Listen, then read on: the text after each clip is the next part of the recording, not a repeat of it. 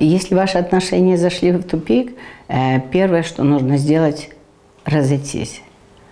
Не развод, не что-то, а просто отстраниться один от другого. Дать пространство друг другу. Дать пространство друг другу, чтобы переосмыслить, осознать, почувствовать. Потому что иначе мы остаемся в этом поле, где мы уже действительно наломали дров, где действительно уже невозможно что-либо продохнуть. Поэтому лучше всего растождествиться, отойти в стороны. И попробовать для себя не какой он или какая она, а что я чувствую, что я сейчас переживаю. Боль, обиды, ненависть, что. Вот это надо сейчас прожить. То есть, чтобы начать ясно мыслить, трезво мыслить, вам надо несколько дней походить с тем, что меня сейчас затрагивает, что во мне поднимается. И как только вы начинаете говорить «он» или «она», то вот в этот момент стоп, стоп, стоп. И не ходите туда. Не ходите дальше в это. Он такой, вы просто будете себя опять накручивать. Наша с вами задача действительно растождествиться. Растождествиться – это буквально энергетически разойтись, отдельно побыть один от другого, растождествиться энергетически. И все время возвращаться к себе. Что я сейчас чувствую, а что я хотел бы сделать, а что я не сделал. И вот начинайте в эту сторону. Но не осуждать себя, не судить себя. Здесь важно прожить эмоциональные вещи.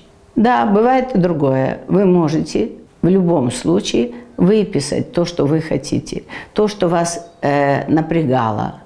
Вы можете это написать. Похоже, если вы зашли в тупик, то значит вы не научились просто друг с другом разговаривать. Вы не научились друг друга слышать. Вы где-то потеряли связь друг с другом.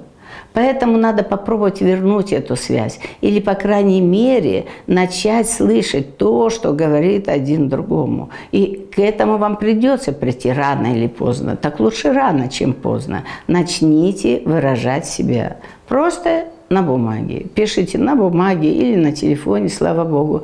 Пишите, но не сразу отправляйте. Пишите то, что вас затрагивает, что бы вы хотели изменить, что вам не нравится в вашей жизни. И тут в любом случае попросить, первое, что нужно сделать, это попросить прощения друг у друга, что мы довели друг друга. Мы, и принять вот это, что вы довели друг друга до отчаяния, до чего-то, до отрыжки, да, еще чего-то. В любом случае просто побудьте отдельно. Побудьте отдельно и начните работать над собой. А что я делал не так? А что я бы хотел получить от него? И просто вот так пишите, не отправляйте никуда. Я говорю о том, чтобы прожить свои эмоциональные вещи, чтобы не застревать в своей боли. Это об этом. Для этого нужно. И вот тут, чтобы начала появляться некая ясность, а что я недополучал и чего я терпел. На самом деле мы очень часто рассказываем подружкам и всем остальным, там, и друзьям, что нам не нравится. Но почему-то мы то, что нам не нравится в другом партнере, мы не можем ему об этом сказать. Почему? Так вот это очень важно было говорить. Но вы этого уже не сделали. Хорошо, так давайте попробуем теперь на бумаге. Сказать то, что я всегда чувствовала, то, что я переживала, то, что я терпела, то, что я не хотел делать, но делал. То, где я себя насиловал, заставлял делать. Чтобы у человека, у вашего партнера наконец-то появилась ясность об этом. Это не говорит о том, что вы сойдетесь, или не говорит о том даже, что он, может быть, прочтет это. Но в любом случае вам уже станет ясно. Это первое. И второе. Не надо бегать. Если вы расходитесь, просто вот разошлись, просто уже или мужчина, или женщина говорит, не выноси мне мозг. Не выносите. Мозг не выносите. То есть делайте таким образом, чтобы в этот момент не зайти на территорию. Мы уже привыкли к этому слову «за территорию», зайти на чужую территорию. Мы все на этой территории уже протоптали, но я не знаю, огромную яму. А вот давайте попробуем действительно чувствовать, не заходить на территорию.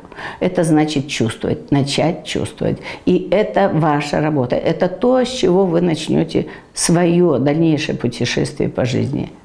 Потому что когда вы зашли в тупик, 100% надо начать делать какие-то действия, которые вы не делали.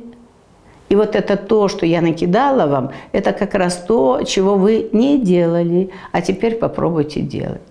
И если вдруг еще ваш партнер, он в каком-то состоянии отчаяния, но готов куда-то двигаться вместе с вами, вот тогда поделитесь тем, что вы написали. Поделитесь и еще недельку поживите отдельно. Поживите и побудьте с этим. А что я мог сделать? А почему я этого не делал? А что я могу сделать? А затрагивает ли это меня? То есть начните чувствовать себя и слышать своего партнера. Начните хотя бы с этого. И самое главное, в любом случае, будете вы жить вместе или не будете, вам надо здесь раскопать, разобраться и быть в своей правде. Это то, к чему вам надо прийти. Наконец-то надо начать говорить то, что у вас есть реально, в моменте. И попробовать услышать вашего партнера, что он, в чем он нуждается. Мы же встречались для того, чтобы поддержать друг друга. А что мы часто делаем? Вот когда мы приходим к этому, мы просто все разрушаем, мы судим, мы обвиняем.